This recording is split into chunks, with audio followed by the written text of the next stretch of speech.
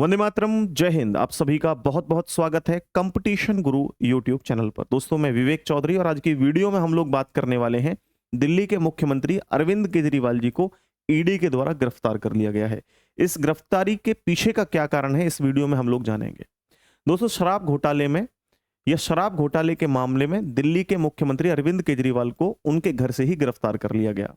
दूसरा, बताया गया कि एक्साइज पॉलिसी से जुड़े, जो एक्साइज होती है यानी कि एक तरीके से एक टैक्स होता है, उस टैक्स से जुड़े मनी लॉन्ड्रिंग के चलते इनको गिरफ्तार किया गया है। मैं थोड़ा सा आप लोगों को अपनी भाषा में समझाने का प्रयास करता हूं कि दोस्तों, भारत में पेट्रोल और शराब पर जीएसटी टैक्स नहीं लगता। तो अगर टैक्स नहीं लगता है तो फिर होता क्या है? आप लोग देखेंगे कई राज्यों में शराब पूरे तरीके से बैन है, जैसे कि बिहार, जैसे कि गुजरात। तो वहां पीने वाले लोग क्या करते हैं, वो दूसरे राज्यों में भागते हैं पीने के लिए। जैसे जो गुजरात के हैं वो दमनदीप में जाते हैं, 20-25 किलोमीटर पड़ता है, वहां से लेकर के आते हैं। जो बिहार वाले हैं वो उत्तर प्रदेश के आसपास जो टच करने वाले जो क्षेत्र हैं उनसे लेकर के आते हैं, जो बिहार से टच कर रहे हैं, यूपी के क्षेत्र। तो अब इसमें नुकसान किसको होता है? बोला बिहार को। नुकसान किसको होता है? बोला गुजरात को। यहां फायदा किसको है? जिन राज्यों से वो शराब ली जा रही है वहां उनको फायदा होता है। इस बीच दिल्ली के साथ भी ऐसा ही हाल है। भाई, दिल्ली में आप लोग देखेंगे शराब महंगी है। अगर आप दिल्ली से थोड़ा सा पास में पहुंचे हरियाणा, तो वहां पर शराब सस्ती है। तो इस बीच क्या है, इन्होंने एक नया कानून लेकर के आए कि भाई शराब से जो है वो रेवेन्यू कम आ रहा है, इस रेवेन्यू को बढ़ाया जाए। ऐसा बताया जाता है कि इस तरीके के लिए इन्होंने ऐसा जो है वो टैक्स लगाया। लेकिन एग्जैक्ट उसके पीछे का कारण ईडी के द्वारा क्या बताया गया वो भी मैं आपको बताऊंगा। तो अब सबसे पहले मैं बताता हूं कि एक साथ अरविंद केजरीवाल को गिरफ्तार कर लिया गया क्या? नहीं। इससे पहले ईडी ने 9 सम्मन भेजे थे। ये 10वें सम्मन पर इनको गिरफ्तार किया गया है। इससे पहले high court, Delhi high court ने भी अपना जजमेंट देते हुए कहा था कि भाई ईडी वालों, आप जो है वो सबूत दो हमें, हम आपको फिर बताएंगे क्या करना है। ईडी वालों ने सबूत दिया और उसके बाद अरविंद केजरीवाल की गिरफ्तारी जो है वो आ गई। फिर उसके बाद अरविंद केजरीवाल ने ये सुप्रीम कोर्ट में भी मामला दायर किया, लेकिन सुप्रीम कोर्ट की सुनवाई नहीं हो पाई थी। लेकिन उससे पहले ही ईडी जो है वो एक्शन में आ गई। ईडी एक्शन में आ गई और कल यानी कि गुरुवार को शाम 7 बजे इनके घर पहुंच गए और लगभग 2 घंटे तक इनसे बातचीत की गई अरविंद केजरीवाल जी से। उसके बाद इनको गिरफ्तार कर लिया गया। गिरफ्तारी के बाद सौरभ भारद्वाज है, एक राज्य मंत्री हैं, वो वहां पर पहुंचे, लेकिन उनको अंदर नहीं जाने दिया। उनके साथ और भी प्रदर्शनकारी या और भी आप या आम आदमी पार्टी के और भी लोग थे, लेकिन उनको किसी को भी अंदर नहीं जाने दिया क्योंकि मामला और भी गंभीर हो सकता था।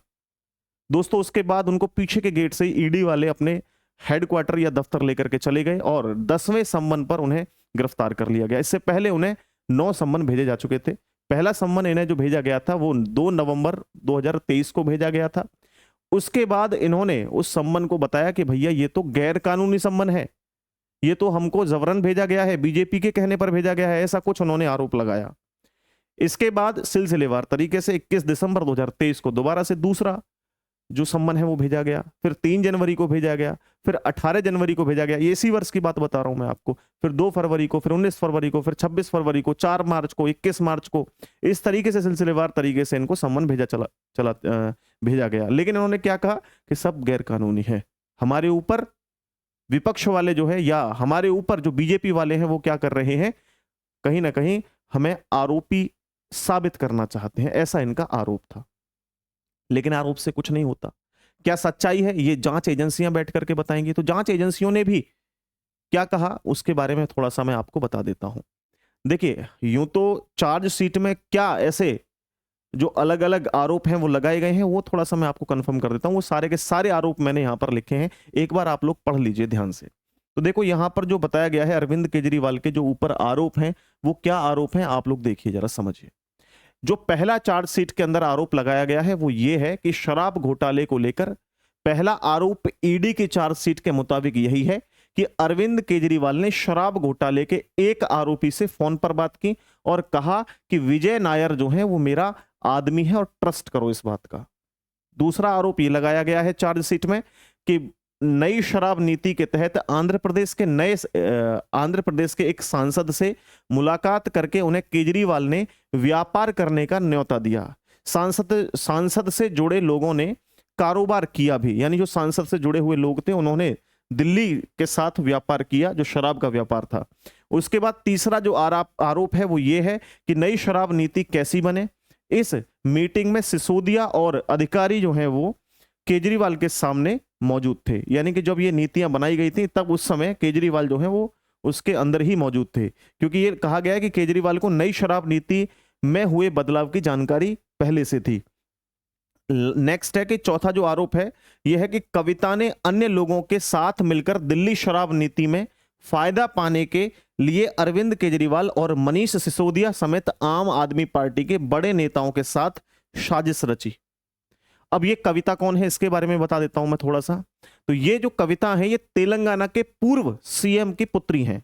इनको ईडी ने पहले गिरफ्तार कर लिया है, इनको पहले ही गिरफ्तार कर लिया गया है। और ईडी ने जो आरोप लगाया है, ईडी के मुताबिक जो आरोप लगा है वो ये लगा है कि भाई साहब शराब नीति से जो फायदा हुआ है उसके बदले जो आम आदमी पार्टी है उसको 100 करोड़ रुपए पहुंचा दिए गए हैं। किसने?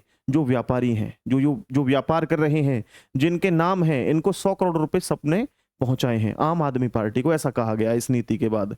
इसके बाद दोस्तों नतीजा ये निकल के आया कि ऐसे ये चौथे व्यक्ति हैं जो शराब मामले में जुड़े हैं और इनकी गिरफ्तारी हुई है। इससे पहले 3 व्यक्ति और गिरफ्तार हो चुके हैं। जैसा कि मैंने बताया, एक कविता को भी ईडी ने गिरफ्तार कर लिया। कविता कौन? मैंने बताया पूर्व सीएम तेलंगाना के, उनकी पुत्री है कविता, उनको जो है गिरफ्तार कर लिया गया। और पिछले साल संजय सिंह और मनीष सिसोदिया को भी गिरफ्तार कर लिया गया था। दोस्तों यहां ये पूरी खबर है, मैंने आपको बताया। अगर आपको ये खबर अच्छी लगी है तो प्लीज सभी लोग शेयर करें और वीडियो को इतना शेयर करें कि सभी तक पहुंचे। और आगे आने वाली अपडेट्स मैं आप लोगों को सबसे पहले कंपटीशन गुरु यूट्यूब पर लेकर के आता रहूंगा। चैनल को सब्सक्राइब करें, वीडियो को लाइक करें और ज्यादा से ज्यादा दोस्तों कमेंट करके मुझे बताएं कि ऐसी ही जानकारी मैं आपको देता रहूं तो आपको कैसी लग रही है जानकारी। जय हिंद, वंदे मातरम साथियों।